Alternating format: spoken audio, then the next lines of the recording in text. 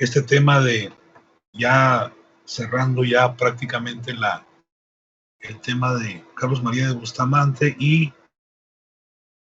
sin lugar a dudas, adelantándonos un poco en en algunas cuestiones, sobre todo cuestiones de tipo, yo lo llamaría grandilocuentes, ¿no? De grandeza por ahí, a Lucas Alamán.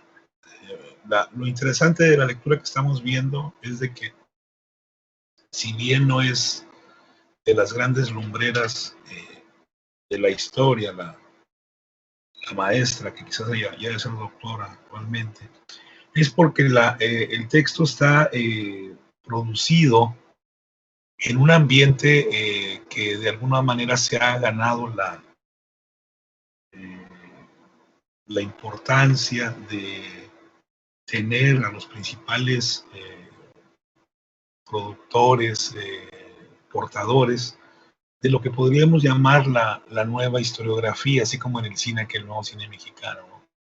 La nueva historiografía que comienza por ahí a impulsarse en México, en Europa ya tenía rato, ¿no?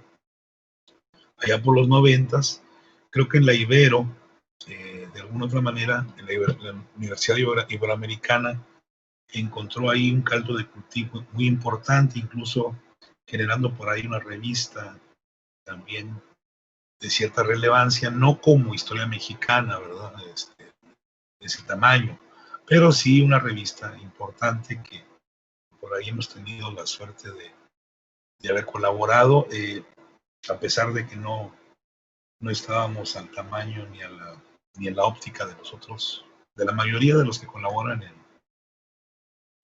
en la revista. Se llama Historia y Grafía, Historia y Grafía.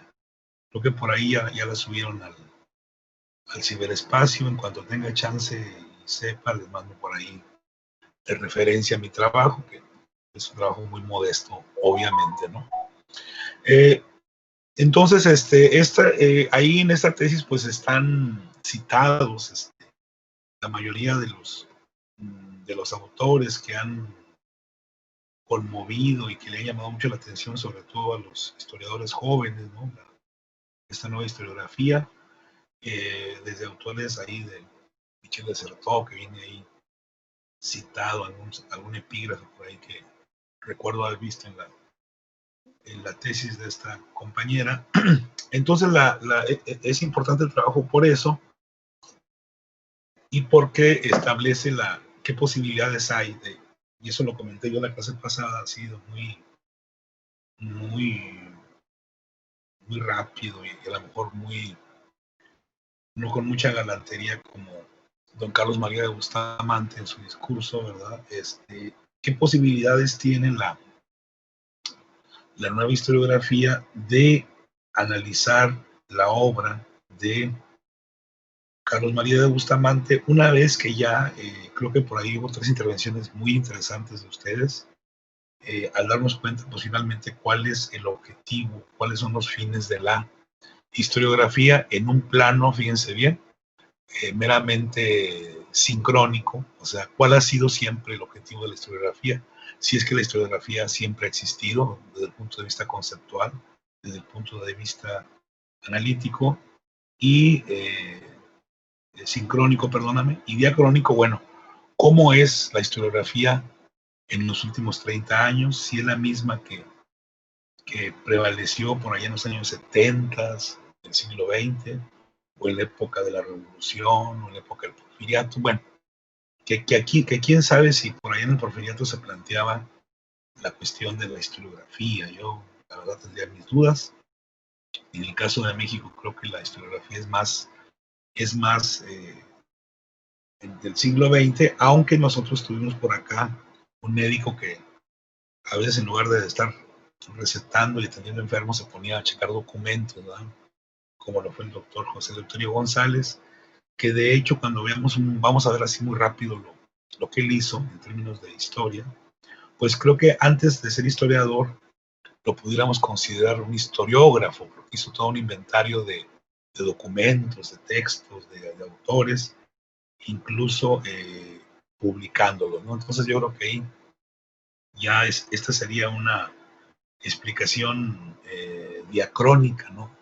De lo que es la historiografía, y la sincrónica pues es lo que siempre ha sido, y de una manera sincrónica podríamos decir que pues toda historia es historiografía, de alguna otra manera dicen los que saben. Ahorita no recuerdo el personaje, digo, esto lo leí hace varias décadas, pero bueno, alguien pensaría que toda historia lleva consigo una historiografía. No sé si ya se los habían comentado antes en el curso pasado, pero aquí nos interesa ver entonces qué nos dice esta lectura sobre un personaje que tampoco lo comentamos mucho, bueno, no lo comentaron mucho, un personaje que no sé si ha sido bien tratado o maltratado por sus contemporáneos y sobre todo por las generaciones posteriores, en las cuales pues ya también comentamos así muy rápido cuáles serían algunos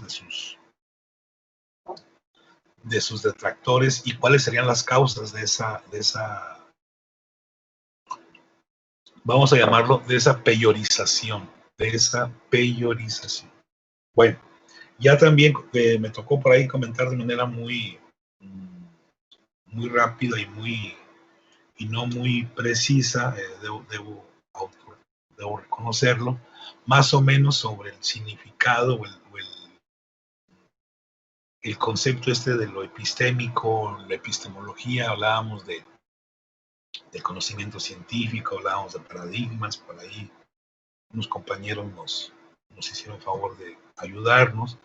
Y bueno, todo eso tiene que ver con la idea de que en algún momento de la historiografía, o en algún momento de la interpretación histórica, alguien piensa, o algún grupo, hablando de paradigmas, hubo un grupo que pensó que la historia pues también podía ser como las otras asignaturas.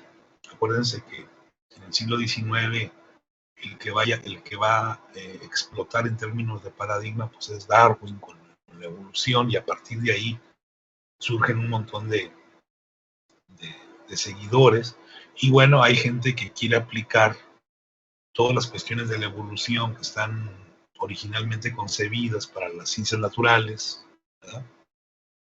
¿Por qué no también llevarlas al terreno de lo que hoy serían las ciencias sociales? No se les llamaba así, ni mucho menos humanidades.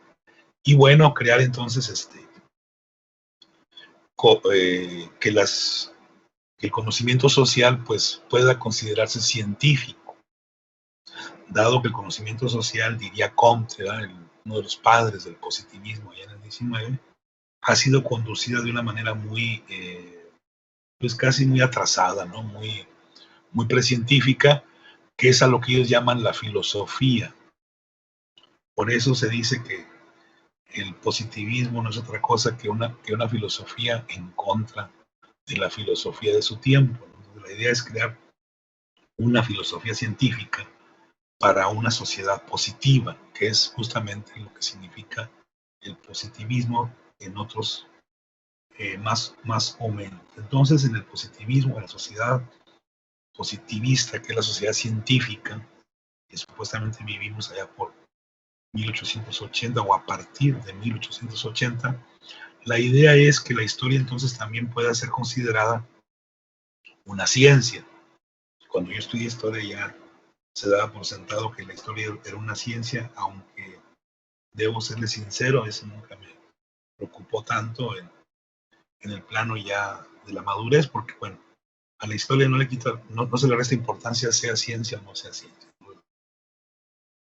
Sin embargo, respeto a los que sí se preocupen mucho, porque bueno, imagínate, te dicen, estás estudiando un conocimiento que no es ciencia, pues que pobre de ti, ¿verdad? En ese sentido, pues estoy de acuerdo con los que quieren, los que queremos o quisimos que la historia fuera considerada como ciencia. Yo nada más les digo, la historia como conocimiento ya quisieran otras disciplinas, otras ciencias, que se les exigiera por lo menos el 10% de lo que se le exige a un estudiante, a un profesionista de la historia, a la hora de producir un relato histórico. Y en ese sentido, la historia es más ciencia que otras ciencias. Pero bueno, insisto, ya a mí en lo particular eso ya no me desvela, pero eso no quiere decir que no les interese a ustedes. Porque ya fue mucho wiri wiri, son las 7:15, 7:16 y ya la clase pasada debo confesar que me excedí en mi participación. Ahora entonces vamos a dejar abierto, hay muchas cosas que decir, por ejemplo, qué se le critica a este hombre, Carlos María de Bustamante, qué posibilidades hay de abordar su trabajo, sobre todo el cuadro, porque él tiene, acuérdense, él publicó casi hasta la invasión, ¿verdad? Hasta la guerra con Norteamérica. ¿Qué posibilidades hay de interpretar su obra a partir de la nueva historiografía y cómo tendríamos que resolver ese punto, dado que acuérdense que en la nueva historiografía se le da mucha importancia al contexto, a las lecturas, a la formación que pudo haber tenido el historiador de aquel tiempo, para más o menos suponer por qué pensó o por qué escribió lo que escribió.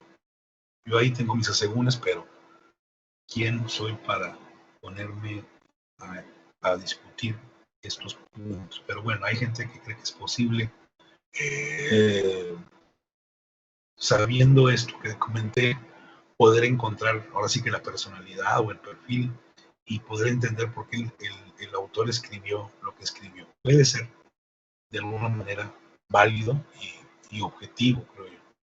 Ese es un punto. También ver cómo opera lo político en el discurso de Carlos María de Bustamante y a partir de qué elementos construye él su discurso. Yo creo que con que veamos eso, ya estamos, si no del otro lado, ya llevamos mucho trecho avanzado porque ya en las participaciones de los equipos expusieron algo de lo que ya dice la autora y que ella lo retoma, creo que todo de manera positiva. Así que vamos a ver qué nos dicen ustedes sobre esto puede ser en el orden que ustedes quieran, no necesariamente empezar por cómo se podría reconstruir el discurso a partir de la nueva historiografía, qué es lo que se le critica, qué dicen los detractores, qué dicen los que le ponen casa, si es que le pone casa a alguien o lo levanta o lo considera. Y bueno, cómo dice la autora que es el discurso de este hombre, donde el factor político, que luego también se le llama por ahí la retórica, es fundamental en su discurso. Pues ahora sí ya prometo callarme y vamos a ver qué dicen ustedes. Adelante, si ya contamos con la participación.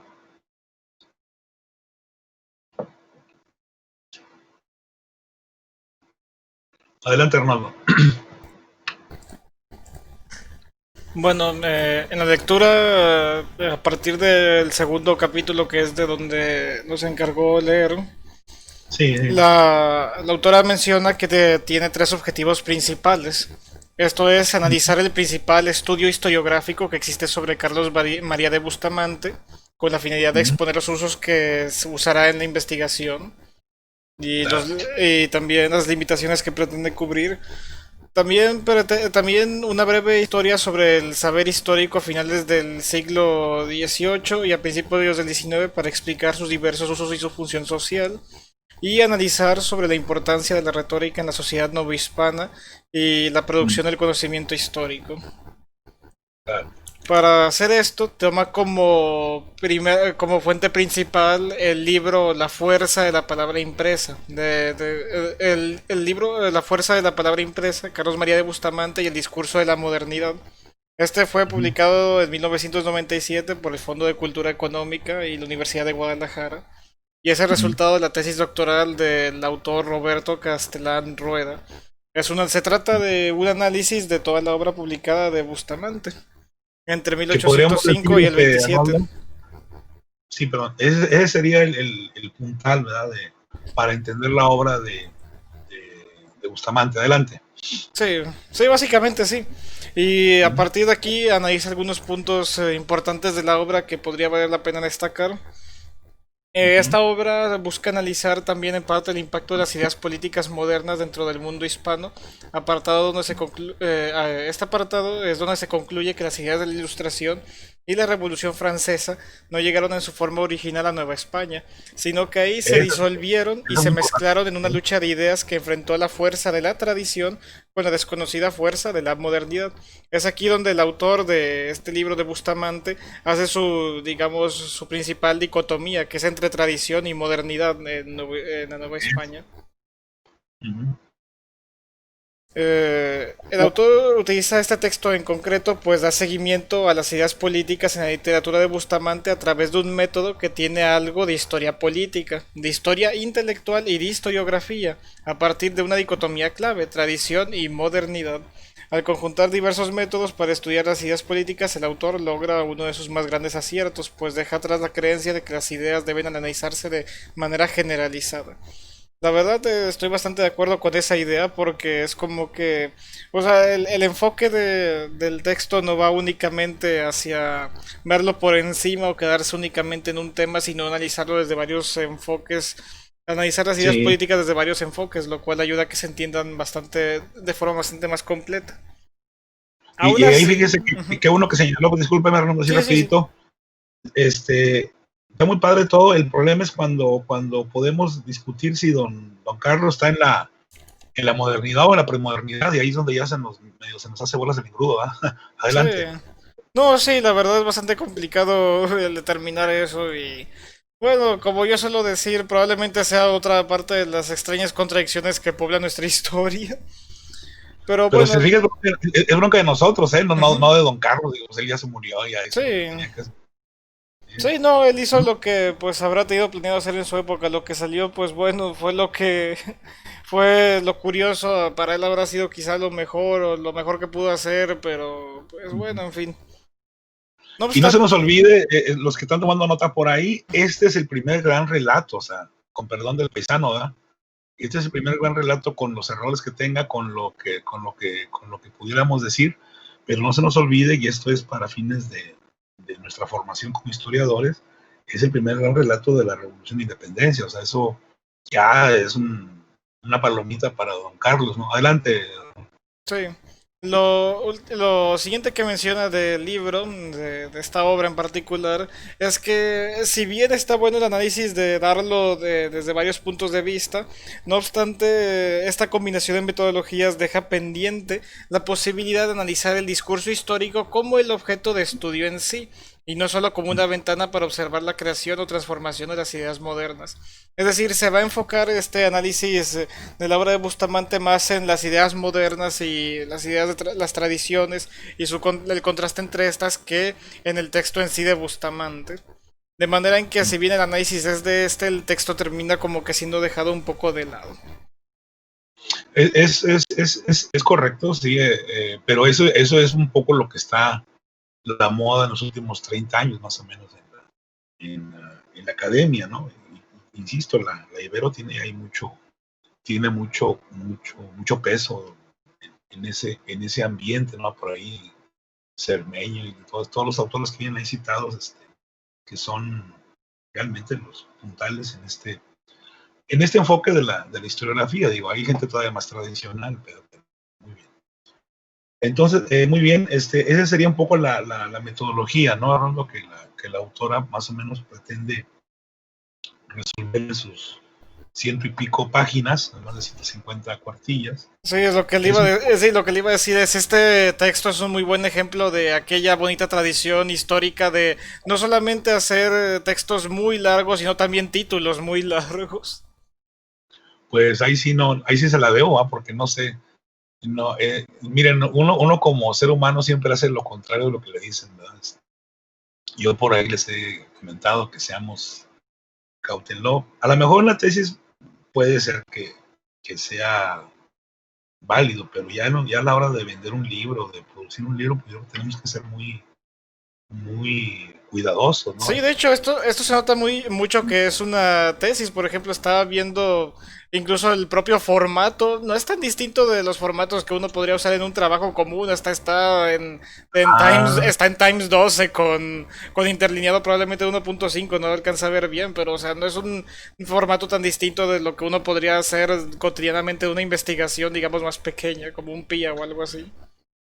bueno, pues ahí me acaba de descubrir el otro punto. O sea, la idea de la tesis para que vean cómo andamos nosotros, ¿verdad? No, o sea, digo, no, hay que reconocer el tiempo que le invirtió la compañera. Estamos hablando de algunos añitos ahí para descifrar algunos autores por ahí que no son fáciles de digerir. Pero en la escritura de la historia, pues no andamos tan mal, no andamos tan... Por eso también, qué bueno que usted se dio cuenta ya de esto. Por eso quise meter la tesis. Además, el otro texto que usted refirió, pues no lo encontré en PDF, a lo mejor por ahí debe andar. Hay dos autores más que han hablado sobre el autor, la que está festejando 60 años de servicio docente, la doctora, estamos viendo hoy en historia, y un doctor que ya no me tocó conocerlo, pero que conocí a su esposa, el doctor Ernesto Lemoine, que ellos por ahí vienen citados, ¿no? Y que dan es como una especie de recetario, cómo habría que comprender a don Carlos. Al ratito les digo más o menos que lo que dicen, que sería ya las conclusiones. Muy bien. Entonces vamos a ver, Arnoldo, si es todo esto que usted dijo, la autora lo logra ya. Yo estoy de acuerdo con usted, a veces nos perdemos en la fotografía del observador, en este caso del historiador, cuando queremos encontrarle un montón de cosas, ¿no? Que ahí sí yo donde esta nueva historiografía no medio me empantana, medio me hace aburras, porque luego queremos encontrar cosas que a lo mejor no estuvieron ahí, pero bueno, en su ambiente académico, pues eso es válido, ¿no? Y qué bueno, como quiera, esos trabajos nos sirven mucho porque no dicen cosas que la historiografía tradicional se había callado.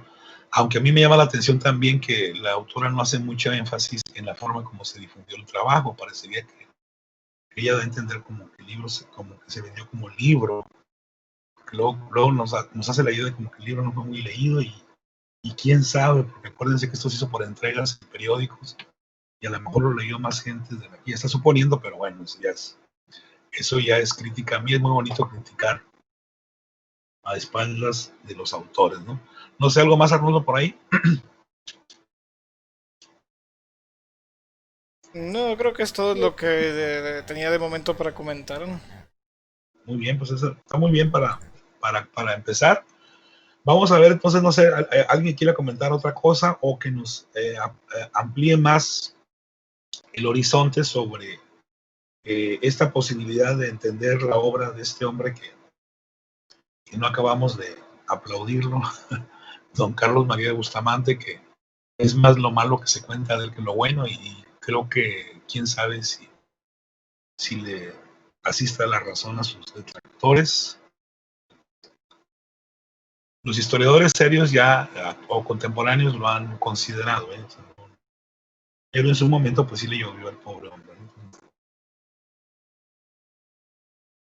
¿Qué más podemos decir?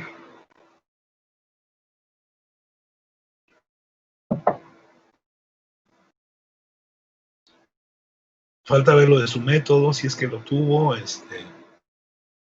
Luego por ahí él luego se quita la barra de que la historia es muy compleja y que por eso no la pudo explicar bien, lo cual es totalmente válido. Ahorita andamos apenas descubriendo el nacionalismo criollo y andamos apenas poniéndonos de acuerdo si Hidalgo es o no es el padre de la patria, 2020. Entonces, y las discusiones sobre ese tema comienzan, acuérdense, en el 2010.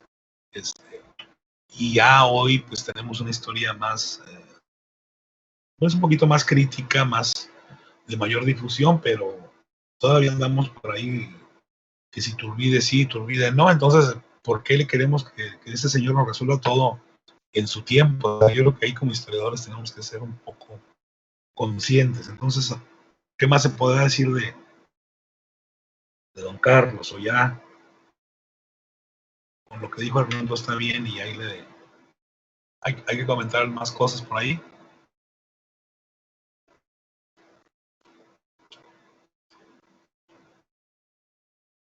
O algo que ustedes quieran observar.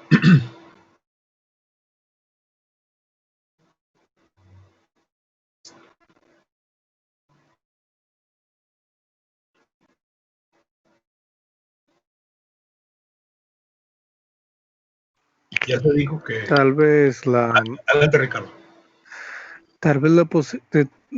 es que me quedo pensando y es la posibilidad en la cual se le puede realizar un estudio a la información que proporciona o a los hechos que proporciona mediante un método por parte de, pues, ay, se me fue el nombre, de Bustamante, porque si bien podemos también considerar mucho a Padre Mier, con Padre Mier no se habla específicamente, o sea, se habla de un método, pero se habla de más que nada, de el recuento de fuentes primarias, y con Bustamante, pues, se hace todo el trabajo de analizar el estudio y de ver una forma más profesional, entre comillas, Claro. en la forma de escribir historia, y pues es de los primeros que escribe historia como tal, o que tenemos entendido que puede escribir historia como tal.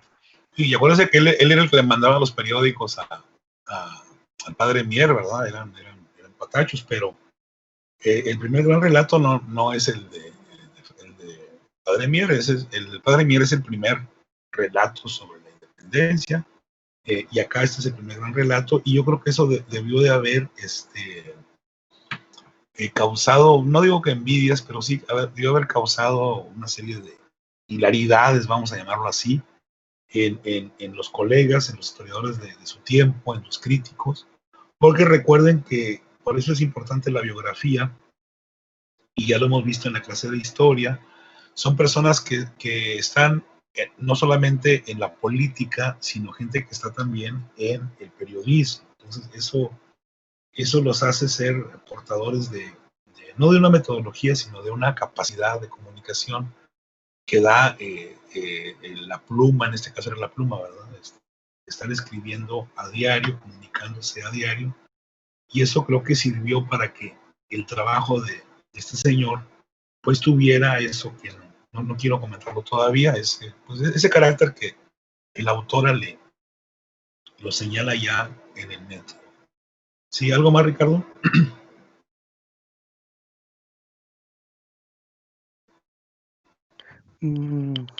Pues no queriendo repetir lo que dijo Arnoldo. Bueno, pues le pone de su cosecha. Es eso, es que eso es la profesionalización, o por lo menos el establecimiento del difundir, difusión, de la difusión histórica. Sí. También resulta interesante porque Bustamante no se vende, o por lo menos no se le establece como alguien meramente objetivo. Es alguien que es de su época y que lo que escribe, evidentemente, también es de su época. O sea, escribe con una ideología o con un ideal que pues no se esconde, también como Padre Mier. Claro.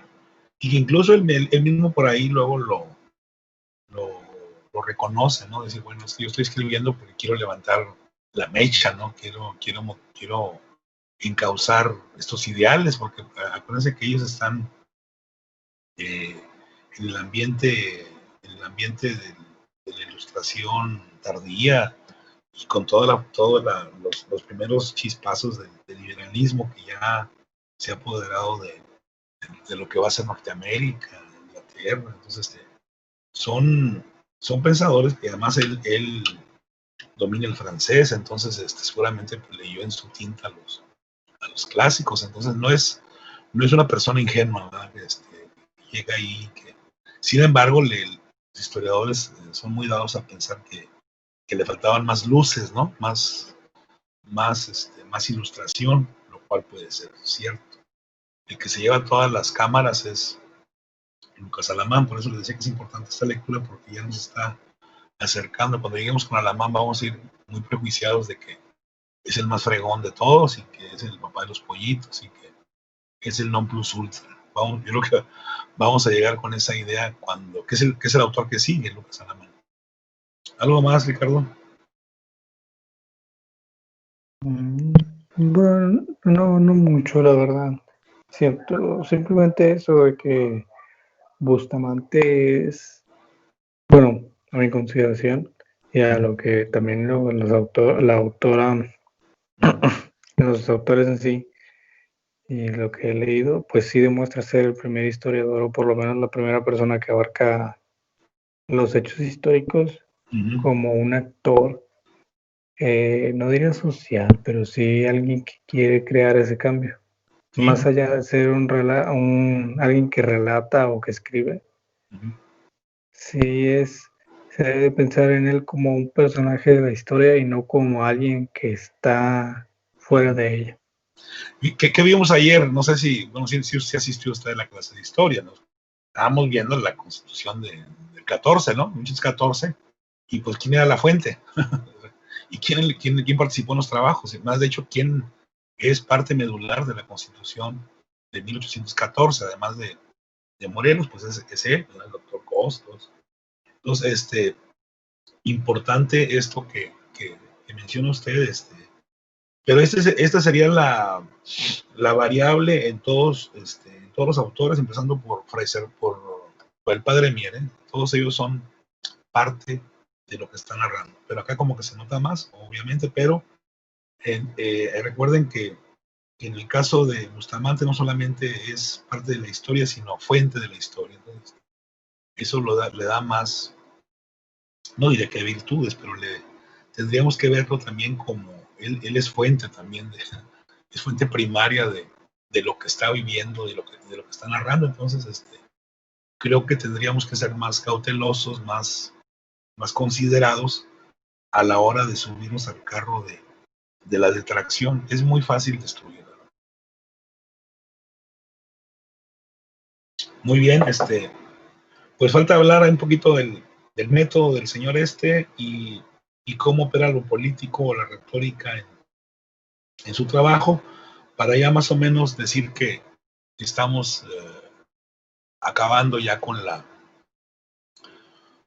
esta anatomía o esta taxonomía del pensamiento historiográfico de Carlos María de Bustamante. No sé.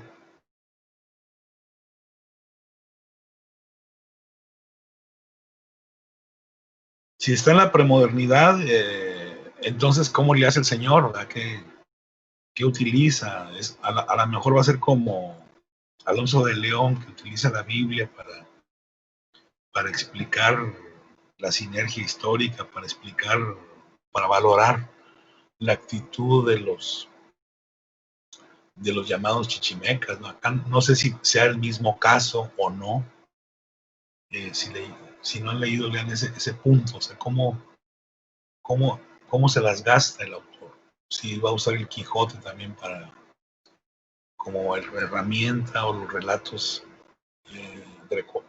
grecolatinos.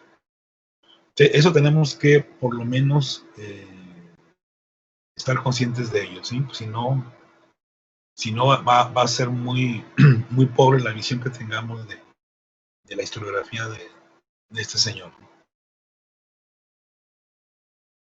Que yo comenté algo así rapidísimo cuando empezaba, cuando ustedes estaban exponiendo, ¿no? Que decíamos, este señor lo sacó no sé de dónde, ya nada más le cambió el nombre y la fecha y los lugares, y es la misma dicotomía, la misma analogía no sé, de Homero, de Ulises, o de Plutarco. Entonces, eso tendríamos alguien que comentarlo por ahí, o por lo menos si no lo van a comentar, considerarlo, porque eso es, y ahí viene después de la página 100 por ahí más o menos, lo que abreva este señor, considerando ya lo que es su pensamiento premoderno, que ya habló Arnoldo hace rato sobre la modernidad y la tradición. O es que todo su esquema es a partir de la historia científica, donde el documento es la verdad y es lo que vale en un discurso histórico. Si no tiene documentos, pues el trabajo no sirve para nada. Vamos a ver qué se pudiera decir. Eso tendríamos que considerarlo, que valorarlo. Insisto, se diga ahorita o no se diga, espero haya quedado claro por lo menos la inquietud de este punto. ¿Cómo opera la premodernidad en el discurso de este señor? Que eso lo habíamos comentado con el famoso Pipi, ¿le acuerdas? Eso alguien por ahí, una compañera, lo comentó y dijimos, eso se la sacó de la manga. Aunque luego salen con que sí existió el Pipi, pero bueno, eso no lo vamos a debatir ahorita.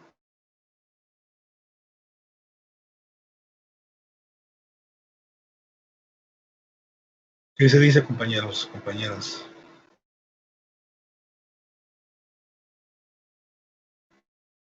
Porque sí tenemos que darle una leidita a los dos apartados que por ahí les señalé. La lectura es muy ligera, digo, son 25 líneas por hoja o menos. Si lo sumamos a cuartillas tradicionales, serían como 50 más o menos. No es, no es mucho material y sí es mucha referencia, mucha.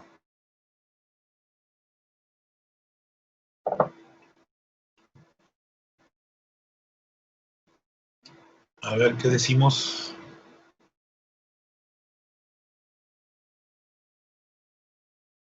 O no nos merece un comentario por ahí el don Carlos.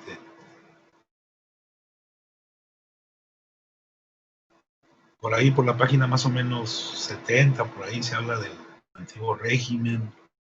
Y luego antes vienen unas citas por ahí de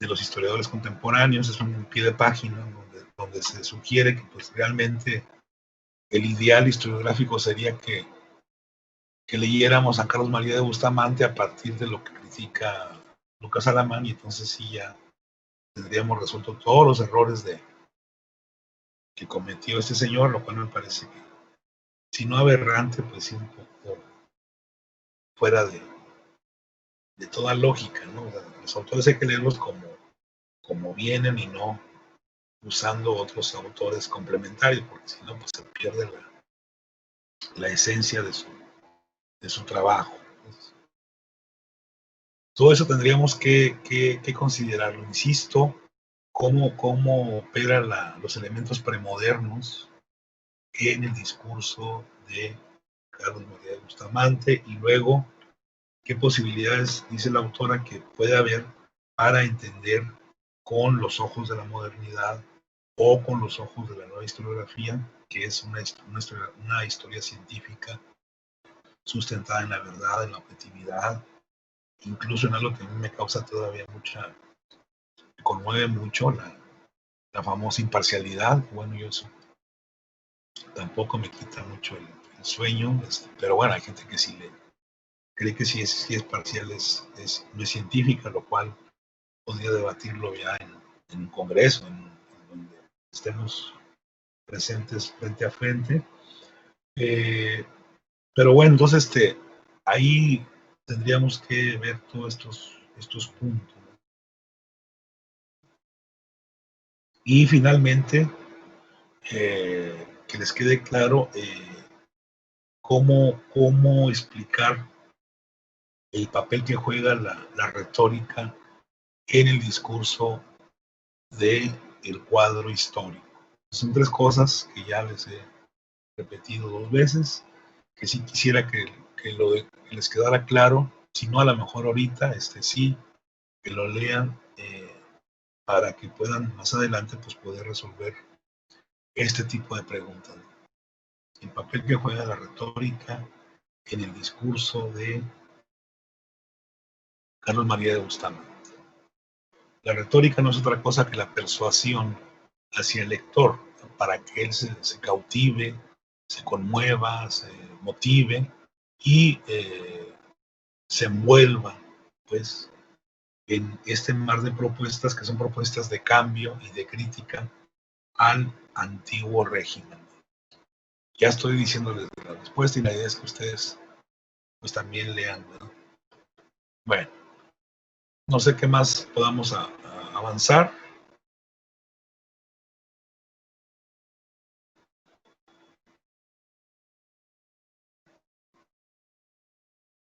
por ahí nos quedan tiempo todavía, si no, acuérdense que hay muchos pendientes, mucho que hacer. Así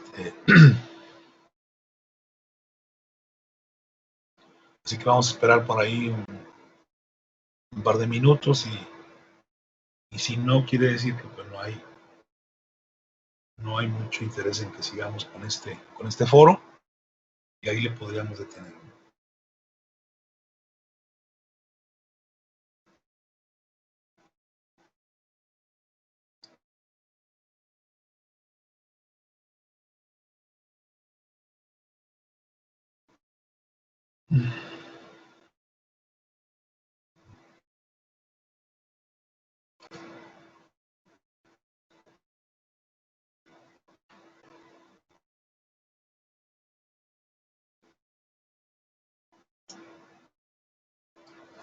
Bueno, la próxima clase vamos a seguir tocando lo del proyecto de integración, el proyecto de investigación, el PIA famoso, para ya avanzar en la primera fase que es el fichaje, ¿no? El ficheo de información, una vez que tengamos en claro qué vamos a hacer.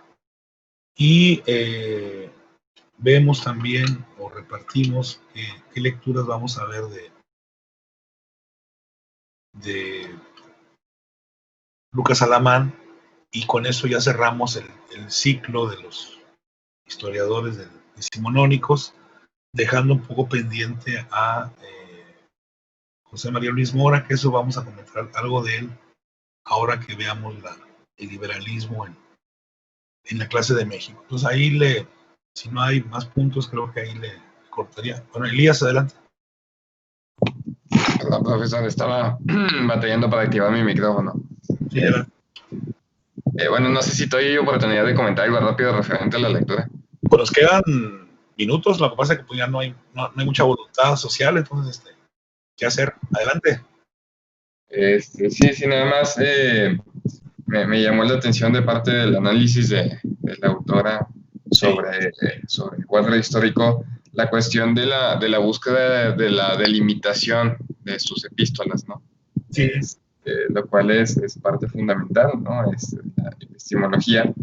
Y también por su parte,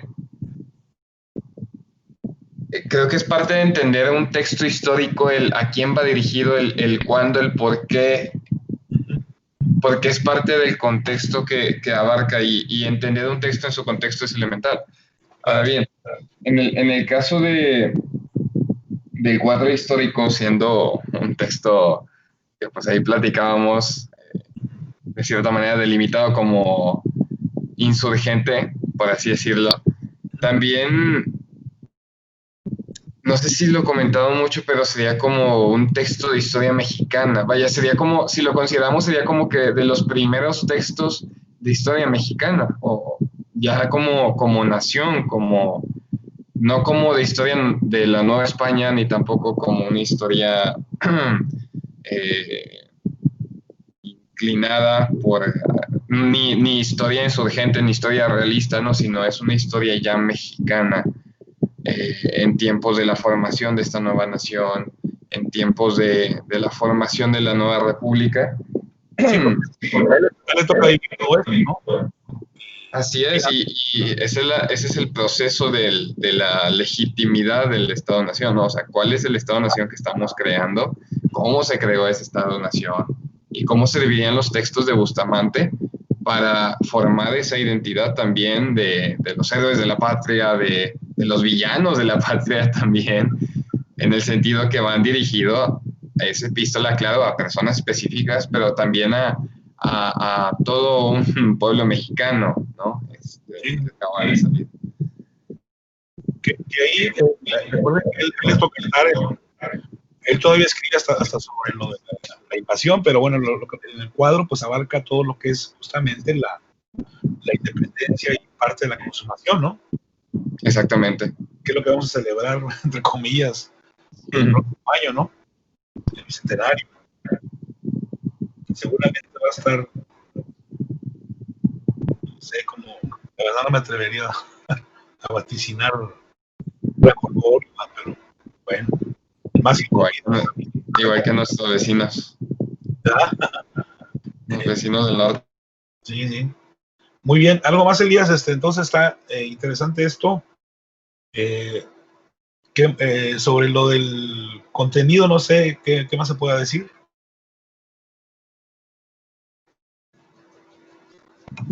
No, pues fue de las anotaciones que más hice sobre la delimitación del texto. Usted lo que comenta, pues de alguna otra manera es parte de lo que propone la nueva historiografía, ¿no? El análisis del contexto, el análisis del discurso a partir de lo que faltaría ahí que comentáramos es cómo se va, que ya algo dijo por ahí Ricardo, cómo se va configurando el discurso de este señor, ¿verdad?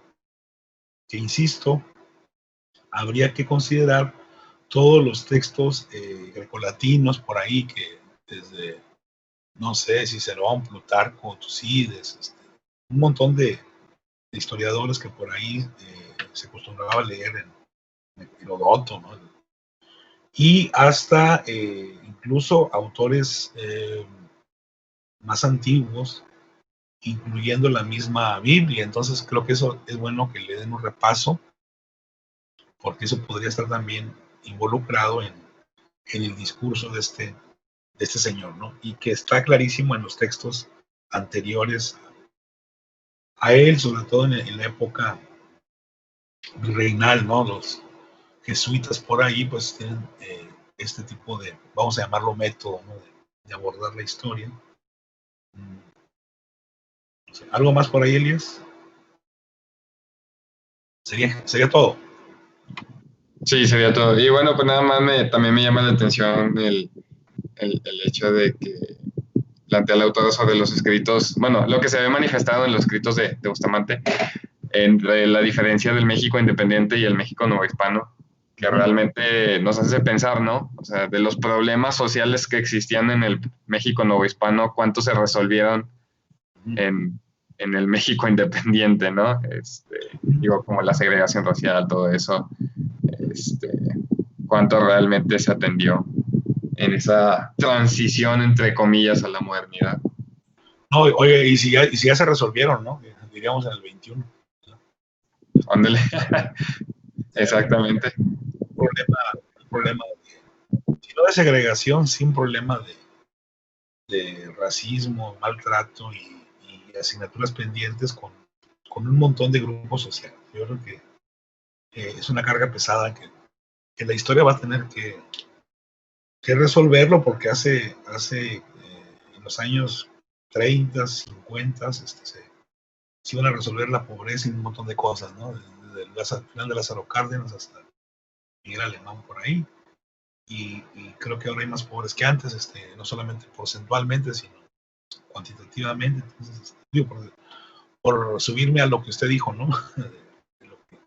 En este caso, en la independencia, pues vamos a ver que el mundo no hispano va a heredarle una serie de problemas a la sociedad independiente, ¿no? México va a pagar caro el haberse querido sentir independiente en un momento en que a lo mejor faltaba mayor madurez política, económica, cultural, un poco pensando en como usted dice, en los vecinos del norte, que ya estaban generando riqueza a la hora de independizarse, ¿no?